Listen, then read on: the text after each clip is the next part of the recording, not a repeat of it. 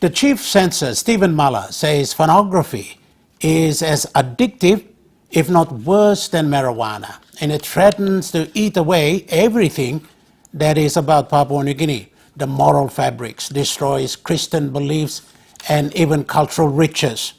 I talked to Mr. Muller earlier today. Thank you, Mr. Muller, for talking to us. You're head of the Papua New Guinea Censorship Board. A big organization, an important organization, yet we know very little about. Tell us, what do we need to know about the Censorship Board? Okay, firstly, I'll just go back to where it was established and then probably talk about what we are responsible for. Okay. Well, you've been in operation for how many years now? For the last 25 years. Okay. The office was established back in '89, right, when the act came, but the actual establishment of the office took place in 1990.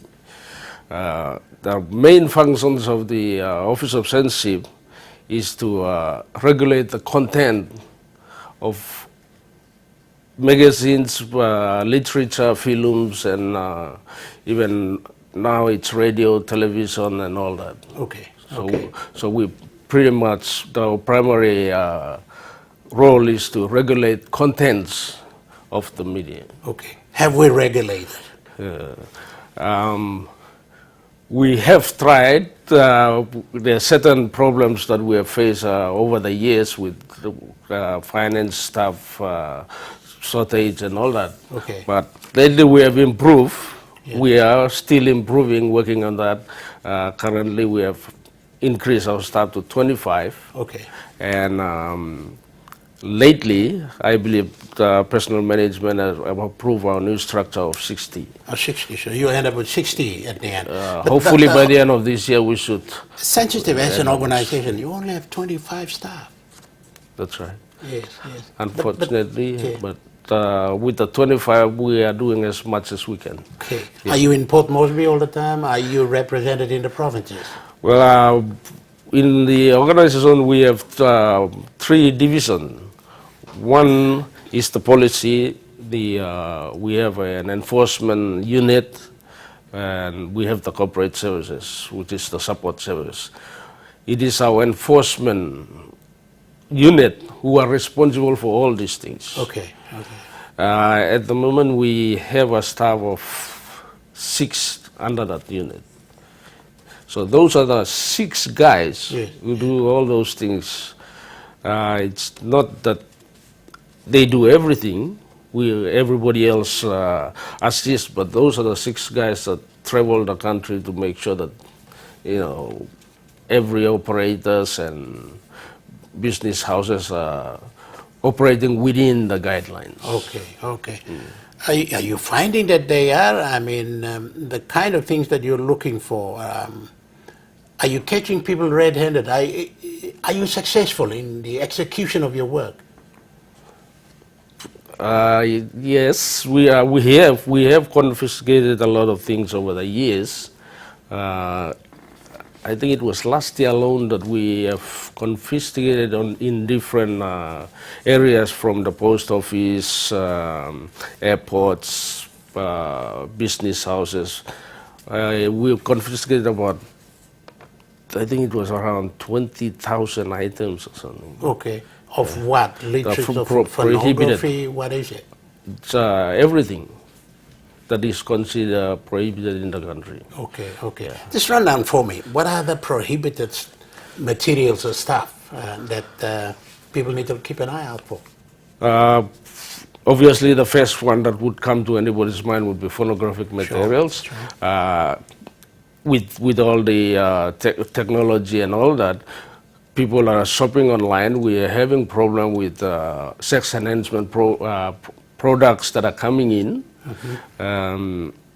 Any classified films that hasn't passed through our office for screening purposes, those are the ones that are confiscated, because we have to classify all the content before the public can have a chance to view those. Okay, just on that, do you do that? I mean, for instance, if NBC television wanted to show a film, it has to go through you first. there are certain programs that we have to. Yes. Yes. But with television, radio, and print media, we allow them self-censoring. Okay. Okay. It's unless and until such time that we see that they have stepped out of the boundary, then we step in. Okay. Okay. So what else apart from film and publications? What other items that people need to be thinking about when it comes to censorship?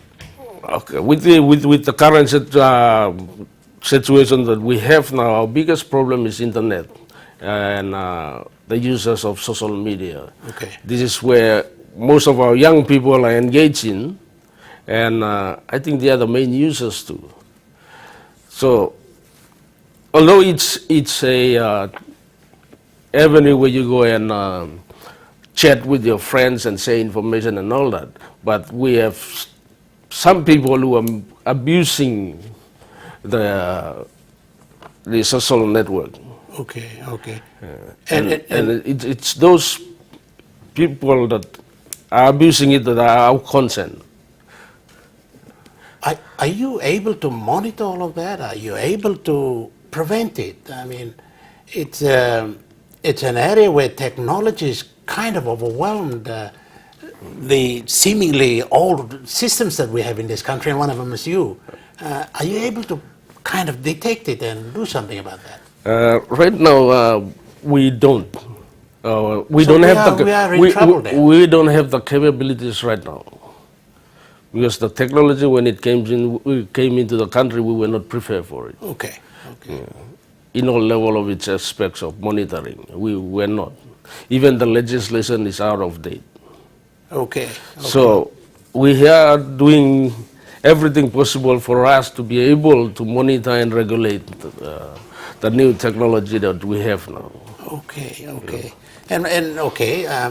I want us to talk about cyber, the way kids and people with devious thoughts get into. I want to talk about this later on, but let's talk about legislation. How are you? Is the current provisions adequate to address the kind of problems you have? No. I would say that when the act was passed back in '89, nobody had the vision or didn't even think that technology would change.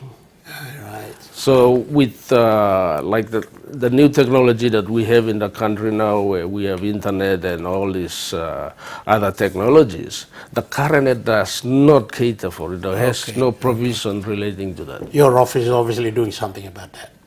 We have reviewed the legislation, our sensitive act.